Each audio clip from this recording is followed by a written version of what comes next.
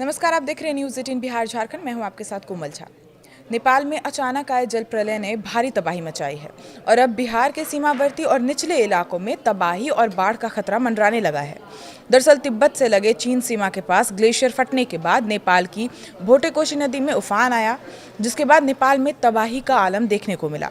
सैलाब का वो रौद्र रूप दिखा जिसने सभी को स्तब्ध कर दिया। नेपाल में अचानक आई बाढ़ ने सीमावर्ती राज्य बिहार की चिंता भी बढ़ा दी है, क्योंकि नेपाल की नदियों में उफान से गंडक और कोसी में बाढ़ का खतरा मंडराने लगता है।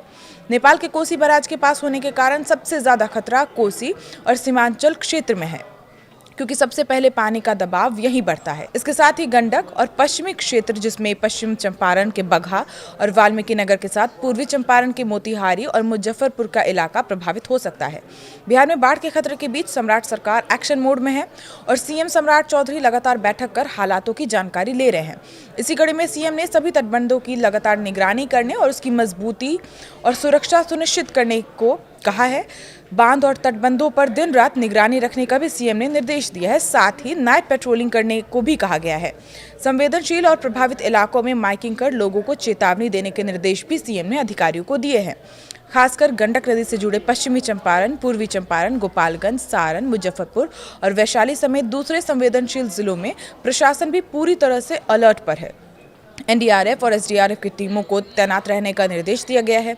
इस सब के बीच केंद्रीय गृह मंत्री अमित शाह ने भी सीएम सम्राट चौधरी से फोन पर बात की और बिहार में हालातों का जायजा लिया, जानकारियां ली और केंद्र सरकार की ओर से हर संभव मदद का भरोसा भी दिया गया। अब बात बिहार के जिलों के हालात की करते हैं। नेपाल के तबाही के बाद गोपालगंज प्रशासन अलर्ट मोड में है। गंडक नदी में 24 घंटे के अंदर 3.5 लाख क्यूसेक पानी आने की संभावना है। लिहाजा प्रशासन ने निचले इलाकों में बसे लोगों को अलर्ट किया है और समय रहते ऊंची जगहों पर शरण लेने की अपील की गई है। दियारा इलाके में माइकिंग की जा रही है और लोगों को सुरक्षित जगहों पर जाने या ऊंचे इलाकों में जाने की अपील की जा रही है। भागलपुर में भी गंगा उफान पर है। भागलपुर के राघोपुर गांव में राघोपुर नरकटिया तटबंध में बड़ा कटाव होने से लोगों में दहशत का माहौल है। तटबंध का 70 से 80 मीटर हिस्सा कटने के बाद मरम्मत का काम शुरू तो किया गया, लेकिन अभी तक कुछ सफलता नहीं मिली है। कुछ ऐसी ही तस्वीर खगड़िया से भी सामने आ रही है, जहां गंगा और बूढ़ी गंडक नदी उफान पर है।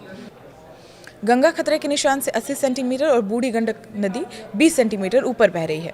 सदर, मानसी और परबत्ता प्रखंड के कई इलाके बाढ़ से प्रभावित हैं। परबत्ता के 20 स्कूलों में पानी घुसने से पढ़ाई ठप है। निचले इलाकों में आना जाना भी मुश्किल हो गया है। सासाराम के नौहट्टा में भी सोन नदी ने कहर बरपा रखा है। तेज बहाव से भदारा और सिंहपुर के पास रहती जमीन का कटाव शुरू हो गया है। जलस्तर बढ़ने के बाद लखीसराय और हरुहर और किऊल नदी में भी उफान देखने को मिल रहा है। बढ़ैया और पिपरिया के दियारा इलाकों में बाढ़ का पानी फैल चुका है।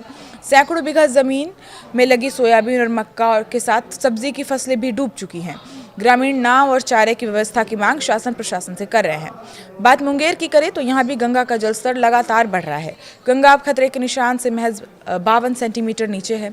मुंगेर के गंगा पार जाफर नगर पंचायत के सीताचरण गांव में भी चारों ओर पानी ने घेराबंदी कर दी है।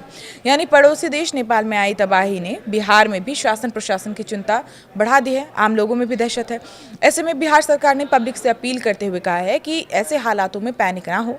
न्यूज़ 18 भी आपसे यही अपील करता है कि आप सरकार की ओर से जारी गाइडलाइंस का पालन करें और सतर्क रहें। इस वीडियो में इतना ही। देखते रहिए न्यूज़ 18 बिहार झारखंड।